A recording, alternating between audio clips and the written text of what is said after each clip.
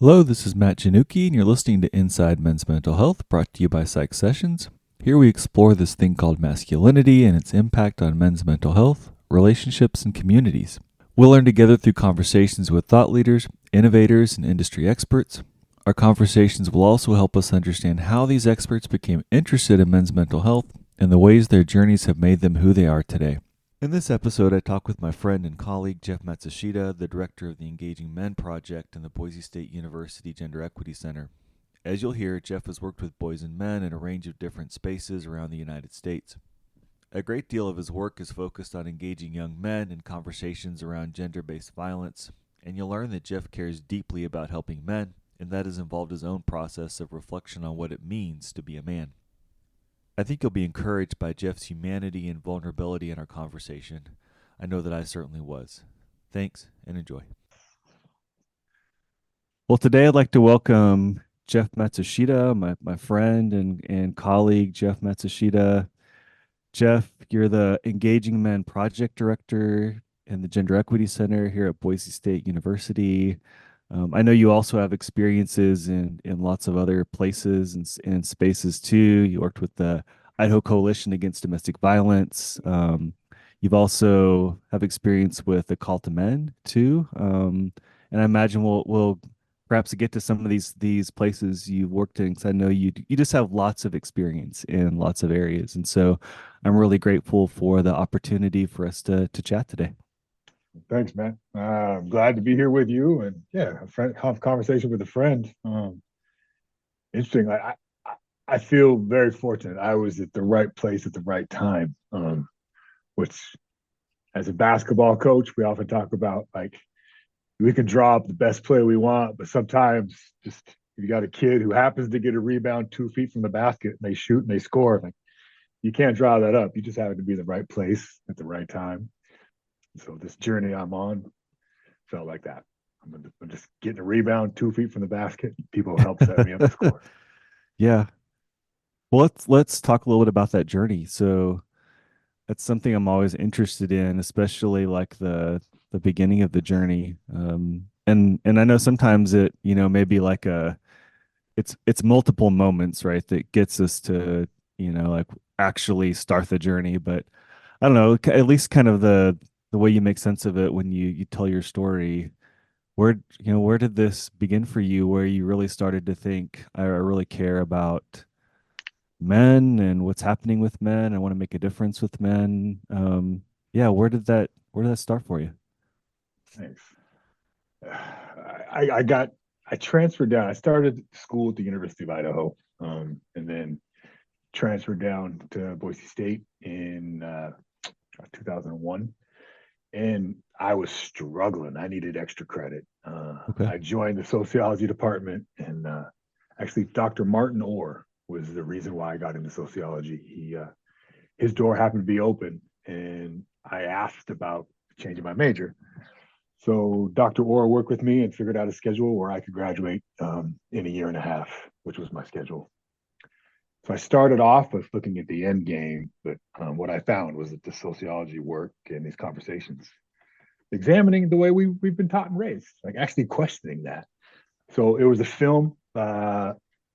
Jolly was the executive director, and Jackson Katz was kind of the face, but also like helped direct as well. But it was called Tough Guise, Yeah. Guise. Jackson's seminal film in 1999. Um, in that film, they talked about pop culture and the increasing of body size from the 1950s depictions of men. As their bodies increase, so did their destruction and their capabilities for destruction, and the simultaneous decrease in women's bodies. I found that fascinating. Yeah. I came up in the sports world. My father's a football coach in Western Montana for almost 20 years, 20 some years. I grew up in a locker room, so sports culture was it. So that body connection with how big equated to power was hook, line, and sinker. I was in on it from early on for me. Seeing the film actually portray of like how men's body size equated to violence against women and girls, and then this decreasing of care or interest in the experience of women and girls.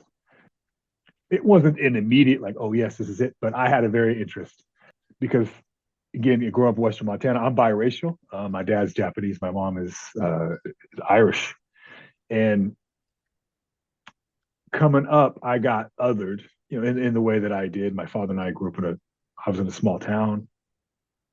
So our last name didn't match with a lot of last names. So the names that I got called, certainly from peers and guys who were my friends, but also like coaches and my Mhm. mentors and some of the men I called uncle Yeah. would call me these slurs.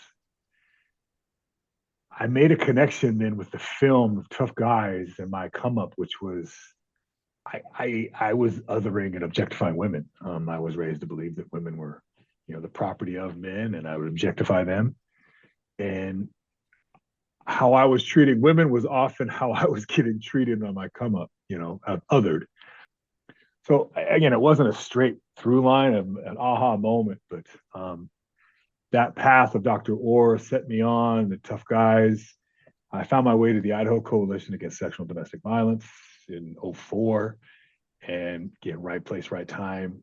Engaging men as a violence prevention strategy was seen as a up and coming strategy with ending gender based violence in our country. The the, the second wave feminists and a lot of survivors of violence, really a lot of women of color who were survivors of violence, those intersectional identities. They got the movement to a place in 1999, and it was the passage of the Violence Against Women Act.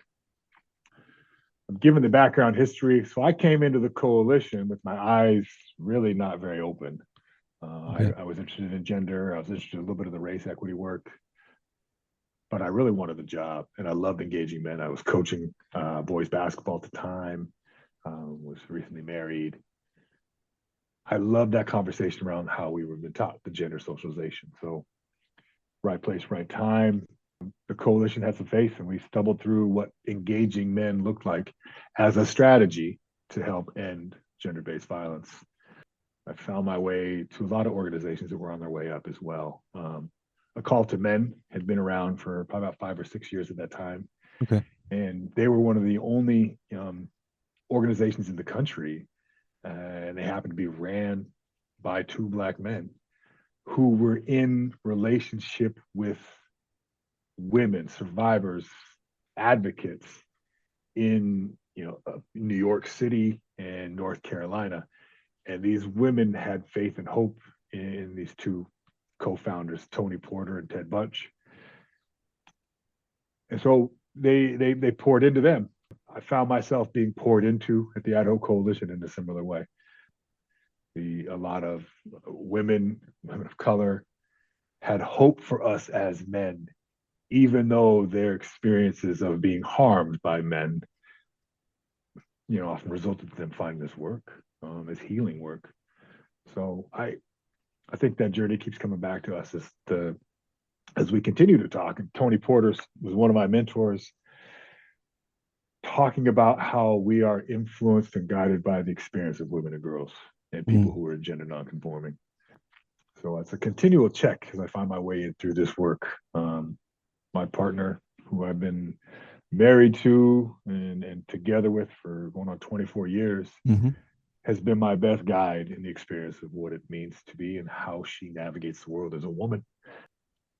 So those privileged conversations that she shared with me, authors, such as Bell Hooks or Adrienne Marie Brown, founding director of the Idaho Coalition, Sue Fellon, or the current, or all these directors and folks have poured into me and other male identified folks with the idea of, like, as part of the strategy, ways that we can engage men. So my journey with the coalition was wonderful, and I got to do a lot of engaging men work around the state, and it led me to working at Boise State to meet you. Um, and how the different places and ways that we can engage men, because we know that men often gather in places. Athletics is one, fraternities being another, rather than try to recreate something where to artificial, we try to organically engage ourselves and be in relationships with men. Um, so I think that ends up being kind of where I'm at now with the work. It used to be, oh, I was going to do a workshop and to change the world.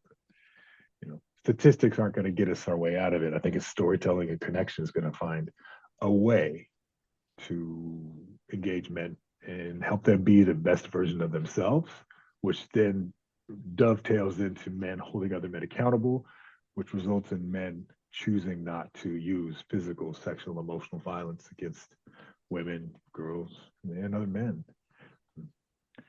So there's a lot of hope that it's not all men, it's a small portion of men.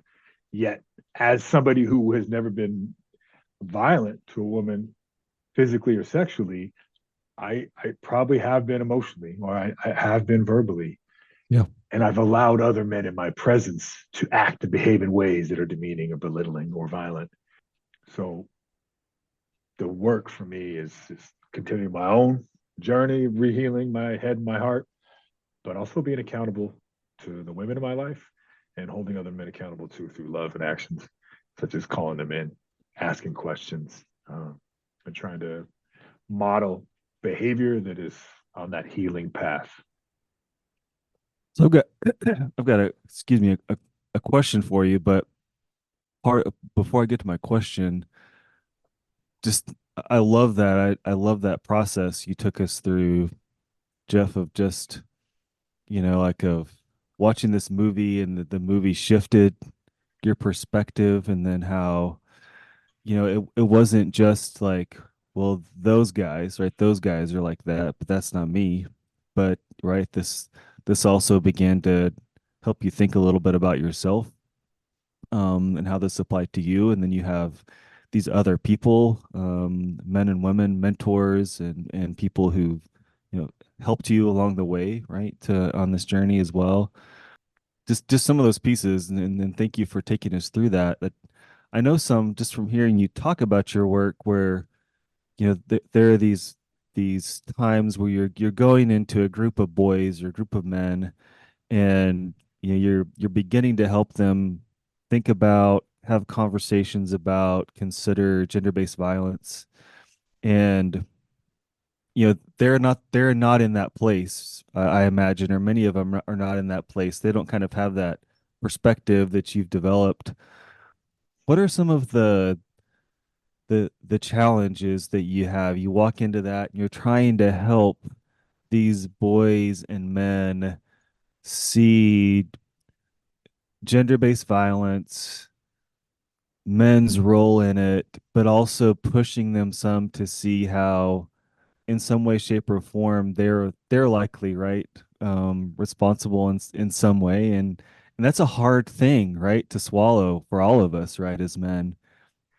And I'm wondering for you, as you like walk into that place, what are some of the challenges that you anticipate, and what are some of the things that you think about in engaging men that you kind of work through those challenges, or to get around them? I walk in, I try to state very, very clearly, I'm not an expert. I'm on my own journey and path too. Um, Yeah, some of these thoughts and quibs from occulted men, such as like, we're not here to indict men, we're here to invite men. yeah, Uh, Ted Bunch says that in often his opening remarks. And I believe that if we're going to be in relationship with men and look at some social changes, behavior changes, attitudes, beliefs, kind of have to start with why in the heck do they even care about this subject and topic? Um, so it's no longer statistics necessarily that are going to lead. Those are part of it because we do want young men to understand the reality and experience of women and girls, how different it is for yeah. folks like myself, cis men, um, and also telling the story of what it means to be gender nonconforming or folks who identify as trans. The folks on the margins of the margins continue to be hurt and harmed. And my faith and hope in men is that they aren't waking up looking to cause mayhem. They are doing exactly as they've been programmed to do from Jump Street. Hmm. My generation of men are coaches, we're fathers, we're neighbors, owners of businesses, and down the line, Matt. So I know how I move through the world gives permission to young boys and how they're going to move through the world as well. They look up. As men, I believe we're permission seekers. We are waiting and hoping and observing how other men in our communities, in our circles, are navigating it. The language they use, the dress they may show up in, the aspirations for jobs, like all these pieces come into the permission seeking. So all that to be said, I carry that when I walk into the room. I also try to acknowledge that I have been in relationship with women and people who are gender nonconforming. I've screwed up. I've caused some harm. Uh, Again, I'm not an expert. I'm on my journey too. And I think sharing time with young men, it's a gift that I get to listen and hear. Um, I, there's no one solution. Yeah. There's no fix it pill, right? So the honesty that I think if they are looking to me to lead and they're looking for permissions from me, I want to start by acknowledging how I'm in process. Um, I have hope and faith. I believe in men from jump. I do my own readings. I you know, have a therapist who I get to share time with. I think more importantly, I try to listen to women in my life, um, our kids, and know that if I make a mistake, I need to own it, acknowledge it, and then continue to be in work to not make the same mistake again. And I think that's the model behavior that I try to show up with when I'm working with young men. Not a destination where we're towards. There's always this constant development. Yeah. Um, Yeah. so I always love athletics. I think that again, my come up was athletics, and I think as a coach, we go to clinics every year. We're in conversation with other coaches about how we're scouting teams. We're asking how they maneuver through somebody's full court press or somebody's cover three defense on football. We're always asking questions. We're always seeking engagement from other coaches, particularly other men. Yet when it comes to our own development as fathers, as husbands, as human beings individually, I think the socialization that I came up in was never ask for help. Mm. Never let anybody know you ain't got it on lock. So the fact when I roll into with young men in rooms, I approach it like a coaching clinic. Where they are there awaiting instructions, and my lived experiences is not the path, but we get to be in conversations with anecdotes and the knowledge in the room and experiences and how we can share with one another. Because I think again, going back to permission seeking, Mm. through our pieces, we can share with the men that they're not alone in their insecurities and their struggles and their fears.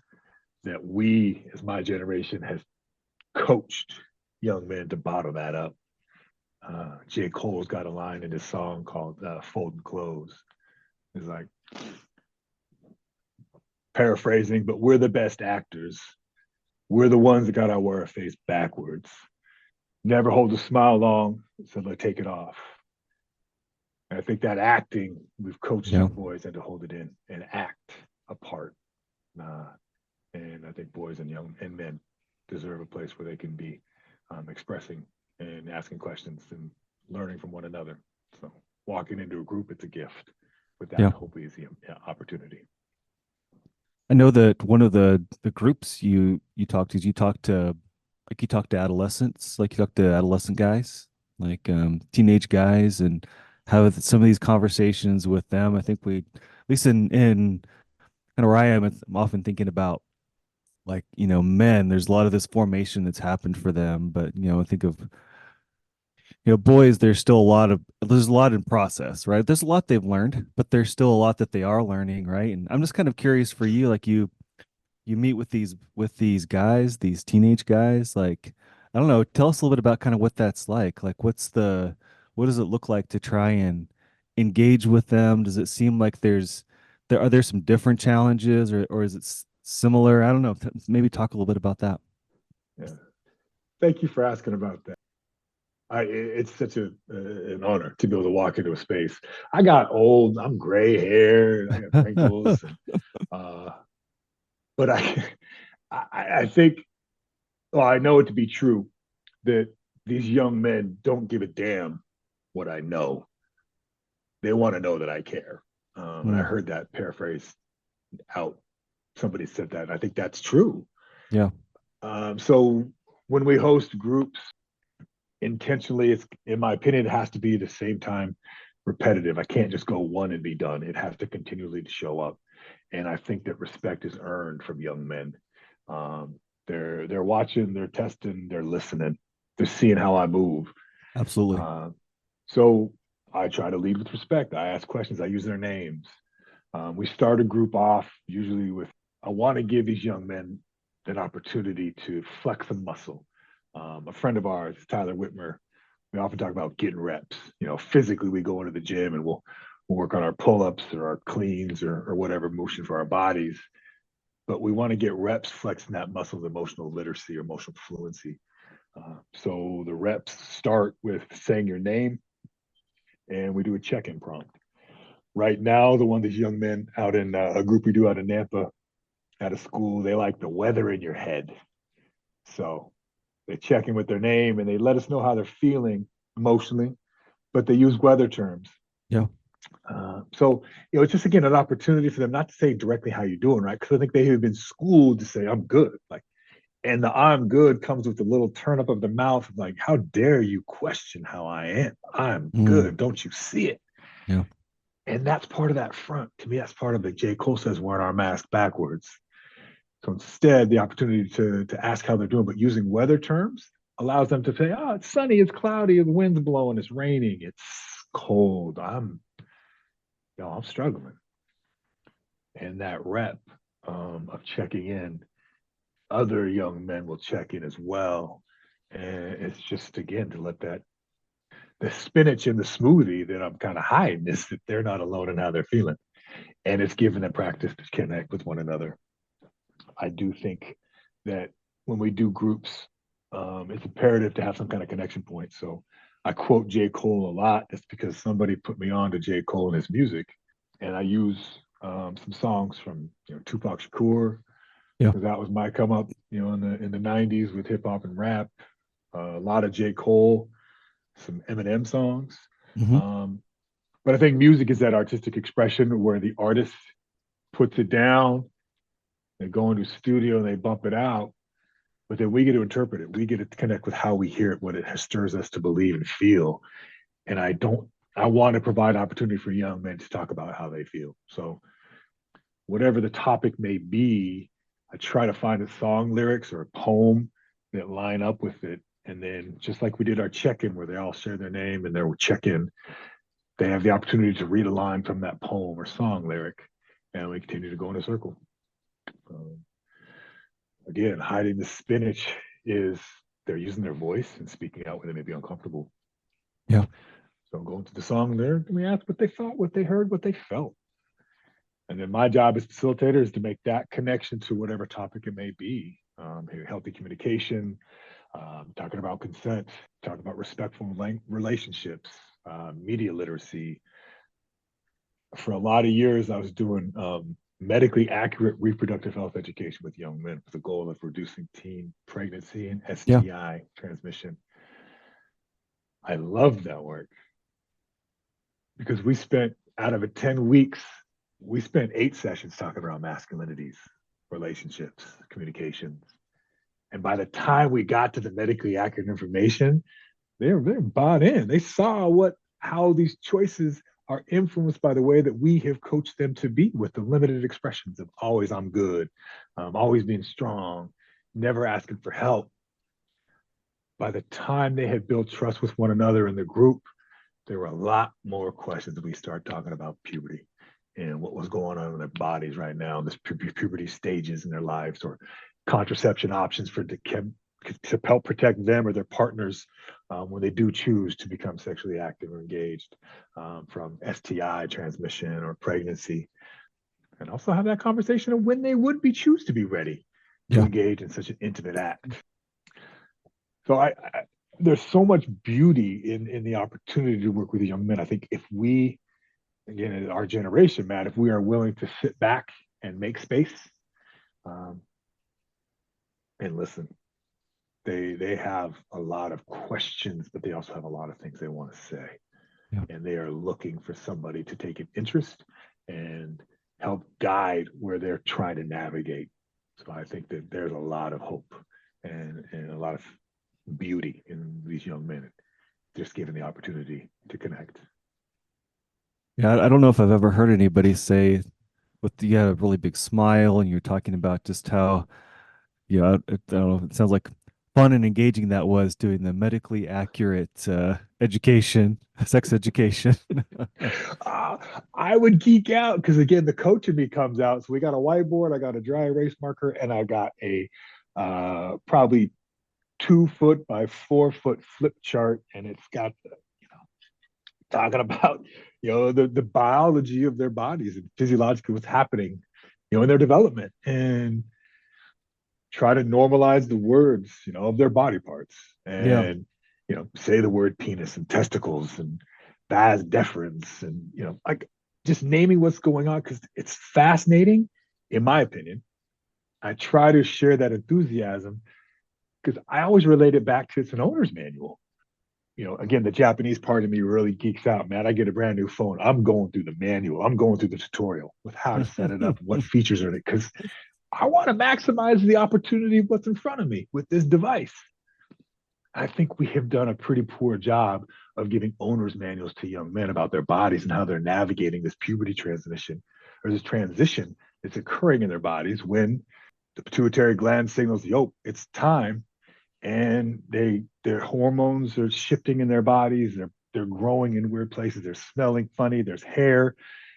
All the while they're navigating the hallways of elementary, middle school, or high school in this hyper competitive nature. And they don't know what the heck is going on with their bodies, let alone how they move through the world. So if we could just give them a brief respite of some conversation, an owner's manual about what's going on with their bodies as it's puberty moment, I think that could be a checkbox to also kind of maybe calm down some of the fears, anxieties, maybe stirring over what is happening to me and why is my body acting this way. They deserve to have an owner's manual session because they are in the pilot seat of their Yeah. body.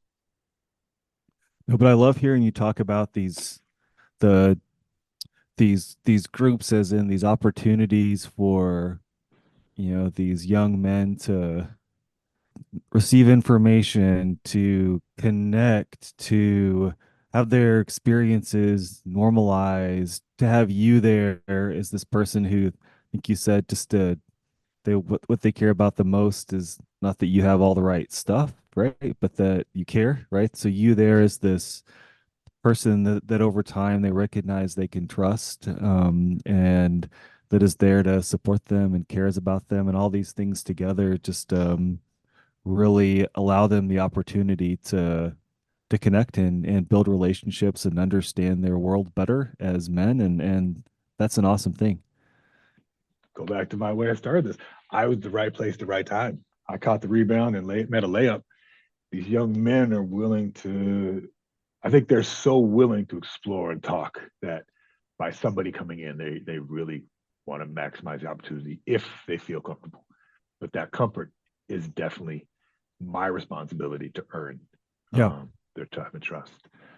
Years ago, we used to do this group at a juvenile detention center in the county.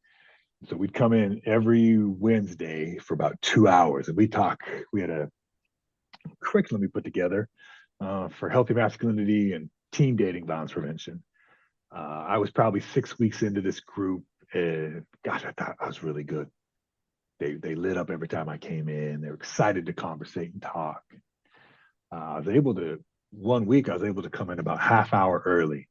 So I went through security and got checked in, and I was escorted back to the room. And the correctional officer said, "Well, the guys are in the day room right now. They're watching the movie, so we could pause the movie to see if they want to start group early."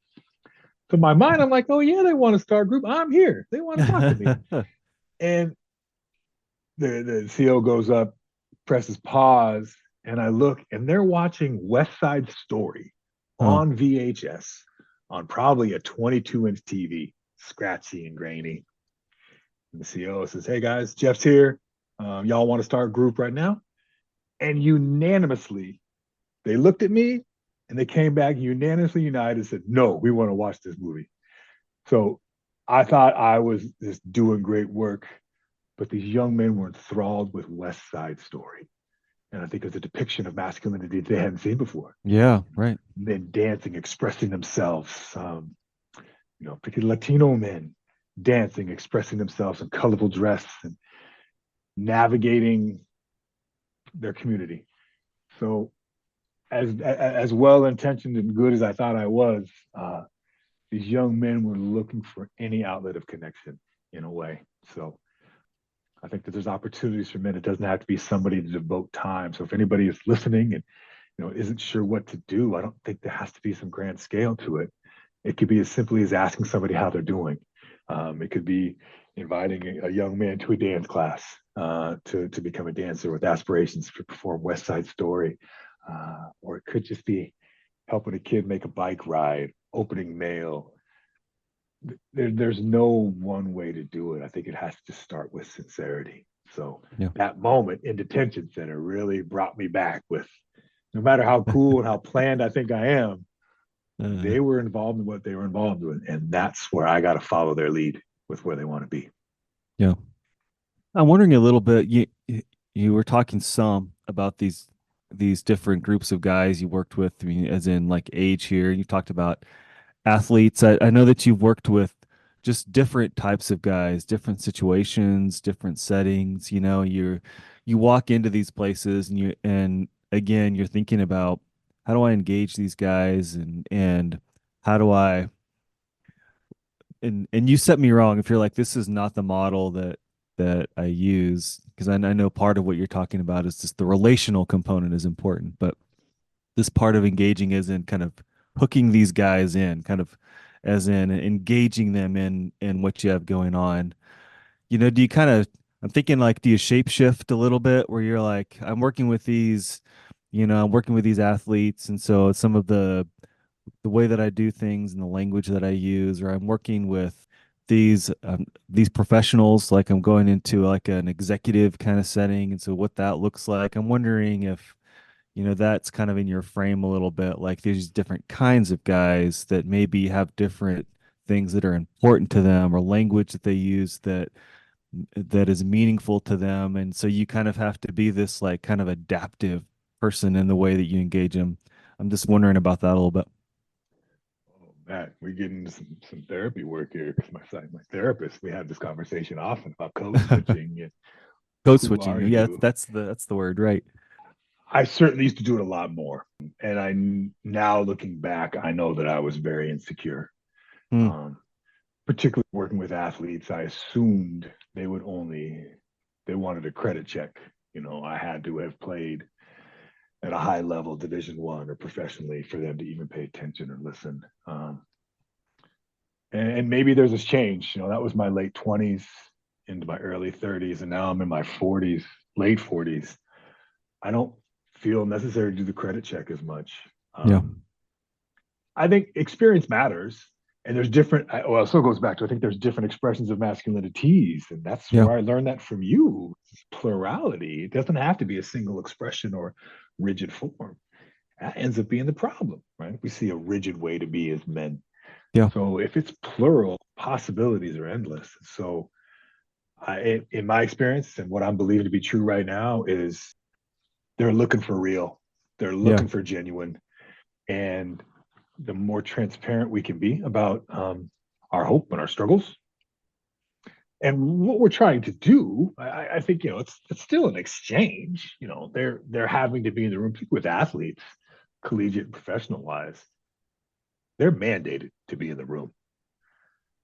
Our job as facilitators is to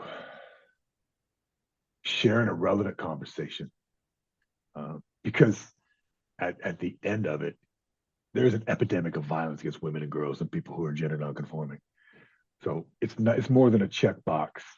So I think the care and the reverence that we walk into with naming why we're together and leading with sincerity and hope for men combined, that doesn't work for everybody. I mean, there's still going to be guys who roll their eyes or fall asleep or, you know, give me the middle finger in their eyes, maybe, Yeah. but I think the majority will appreciate sincerity and are looking for real.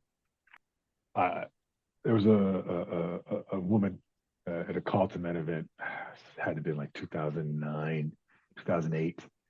She shared a story, and the story was horrific and violent. I won't go into details, but she survived. And afterwards, there was a line of people to go talk to her, and I got in. And there's twofold. One part, I think I was definitely thinking I had to go do this to show that I'm a good ally, to show that I'm the right kind of guy. And there was also part of me that was sincerely appreciative that she had the courage and strength to not only survive that incident, but also to talk about it and share Yeah. with us. Yeah. So my time was up, or an opportunity to talk with her, and I thanked her and I tried to perform the best and show appreciation. And she looked at me and just she said, "You're welcome, but I ain't got time for you to get it." And hearing her story and how she survived, and that she was left with still mothering and with her kids, it was a real. It still hits me. People who are surviving violence don't have time for us as men to get this. And so there's a sense of urgency that butts up against also this sense of how do I engage men and people who can make shifts. So I come back to your question around my code switching. I, I don't want to do that anymore. Yeah. Um, I believe the hope and faith that's been invested in me is a responsibility to be the one in my body and the privilege that comes with the way I appear as a cis heterosexual man with gray facial hair. It's part of my responsibility um, to take those stories and ensure that men are hearing the reality and experience of women and girls and people who are gender nonconforming. I do believe it true if these young men were able to go home or to have conversation with women or people who are gender nonconforming in their own lives and were willing to listen, I think those folks would be very appreciative of the story that they could tell because their stories have been dismissed for so long Yeah. and overlooked. For us as men, well, I won't speak for us, but for me, I need to do a better job of listening, um, which I think comes back to how I show up. I had a woman tell me, Jeff, it's really hard to listen with your mouth open. So Mm. I try to take that to heart. Yeah. She wasn't wrong. Yeah. Well, thank you for trusting us with that, Jeff. A question I have for you, I think somewhat relates to this. I feel like some of this work around violence against women and trying to work with guys in lots of different spaces and help guys see what you see. I feel like in some ways that could be hard in the sense maybe sometimes it could feel like it's an uphill battle, right? To do that work, but at the same time, that's that's not the that's not my experience of you, right? This person who's like that's the message or the view that you have. Well, I guess I'm wondering about like what are you hopeful about? What are you optimistic about in your continued work to engage men in conversations around violence against violence against women, violence against gender nonconforming people. What are you hopeful about, optimistic about, looking forward? I'm very appreciative of this generation of young people who we get the opportunity to share time with on a college campus. Um, I see a lot of students who are taking advantage of opportunities, leadership opportunities. They're protesting, they're writing papers, they're learning, they're boycotting. They, they're not down for the status quo. Mm, And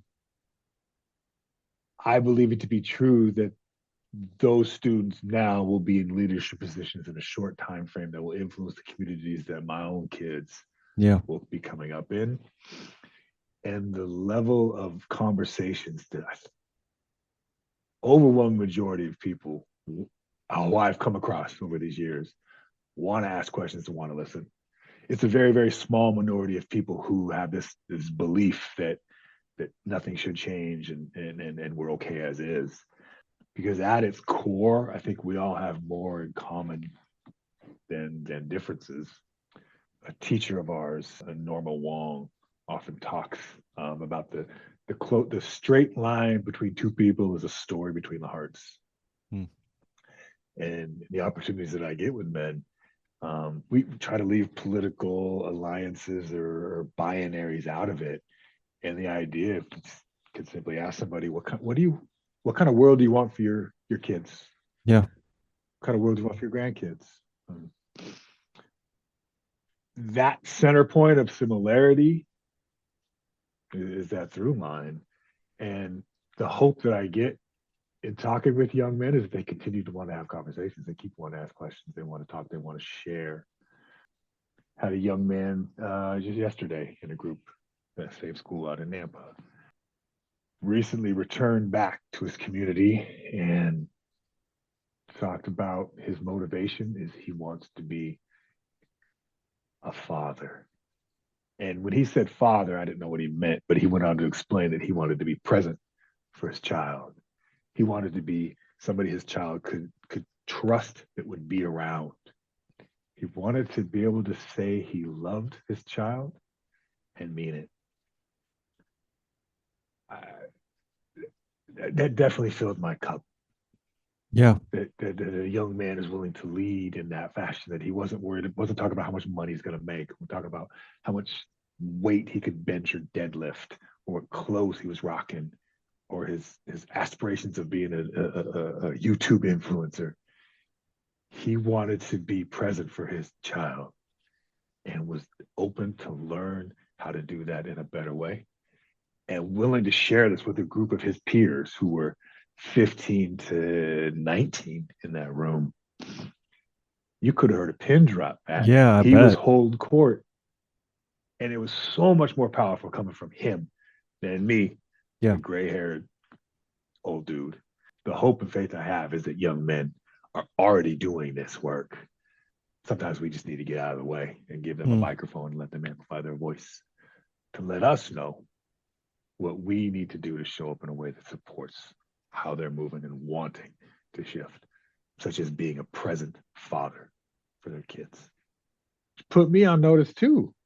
So I came home when I had to be present for my own kids because I was following the lead of this 17-year-old young man. He gave me permissions and gave me pause to think about how I was going to be a father when I got home that night.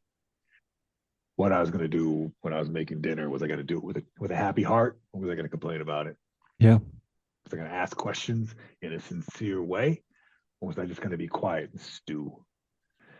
This work has afforded me the possibility and that I get to reconnect my head to my heart, Matt. I get to be more human and get more to be more human than my father was able to be, and certainly more human than my grandfather was able to be.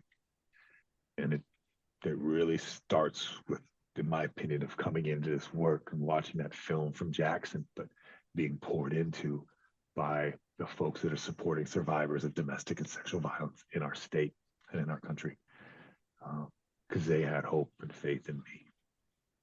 Love it, Jeff.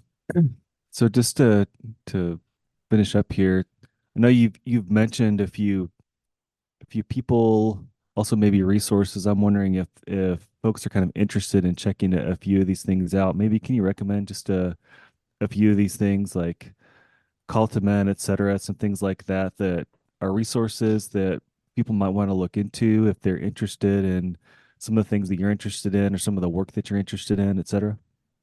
Thank you for that. Yes, the Idaho Coalition Against Sexual and Domestic Violence is a statewide resource here in the state of Idaho, but they're also a national resource, and they're leading the way in engaging folks on the margins of the margins, particularly LGBTQI plus and folks who identify as Black, Indigenous, people of color. That work is happening in Idaho. So if it can happen in Idaho, it can happen anywhere. A Call to Men is definitely an organization I'd be willing to check out. They do podcasts. Last night they had a Zoom call called Coach's Corner. Tony Porter was on with Troy Vincent, who's vice president of the NFL, and also Charlie Ward was their guest speaker last Yeah. night. Any coaches or parents who have their kids involved in coaches, I think Coaching Boys into Men and Athletes as Leaders. Coaching Boys into Men is designed for male student athletes. Athletes as Leaders is designed for female student athletes. There are student athletes that have no gender identity or gender nonconforming. The ability to take those activities and conversations is malleable.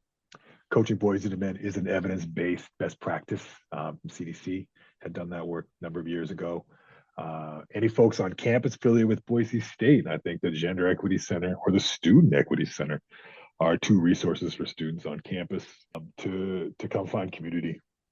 Nobody needs to do this alone, so community matters. And the centers are just places to exist. They have couches; they're not very comfortable, but they got squishmallows that are comfortable to hold. So it's just necessarily not about the aesthetics; it's about the community and the conversation, and a place where people can exhale. The Idaho Youth Sports Commission has a program on the sports tip that they do free trainings for coaches. I think that's an avenue to go down. I would read Bell Hooks. I would continue to read Bell Hooks. Bell's stuff has been monumental. Its ability also for me to spend my own time in reflection and reading, rather than be at the expense of my partner or other people that they gotta try to listen to me and help me out. I can do my own work, and that's kind of my responsibility. Particularly the book called The Will to Change by Bell Hooks. Okay. Something I would definitely recommend for people. And then the last one is a book a guy named Joe Ehrman wrote called Inside Out Coaching. So I know there's a steady theme here of athletics, but Inside Out Coaching, Joe asks 4 questions for anybody who's a coach, but I also think as a father, I've taken this work to heart. The 4 questions that you go through and explore through Joe's sharing his story are: how do I define success? Why do I coach/parent? Why do I coach/parent the way I do? And how does it feel to be coached/parented by me? Yeah. So those reflective questions have been a process that I continue to be able to revisit, share with other men in circles that knows that I'm not alone, but also I continue to, again, on this journey of growth. It's not a destination, it's continually working. So those are some of that I have on that I frequently reference and think about and also refer back to. Be remiss without naming, the Rape, Abuse, Incest National Network. RAIN is an org, and if any parents, friends that want to either chat 24/7, there's somebody available via chat. There's a phone line as well. But that national network is something that I think, again, shining light to conversations that we may not be privy to. But if somebody reaches out and says, I need help, having resources available is the next best step to ride along with this person as long as they want you to. So, along with the Idaho Coalition, RAIN is a very worthwhile national network. Jeff, I think this is a good place to wrap, to leave it. I think we did it. Matt, thank you for the ability to. Thank you for listening to me and the opportunity for me to share and talk. Yeah, I mean, just every time every time I do have the opportunity to listen to your story, I hear parts that reminds me of things that I've heard, but just I always hear new things, and just I'm always touched and impacted. I feel like I'm a better person every time I have an opportunity to hear it, a better man. And so thanks for just inviting me into that. Matt, thank you for the time. Yeah, thank you, weekend, Jeff. man. I really appreciate it. You too, and best to you and your family. And yeah, hopefully it won't be too long till I see you again. That sounds great. Okay, Thanks, bye, man. Matt. Bye.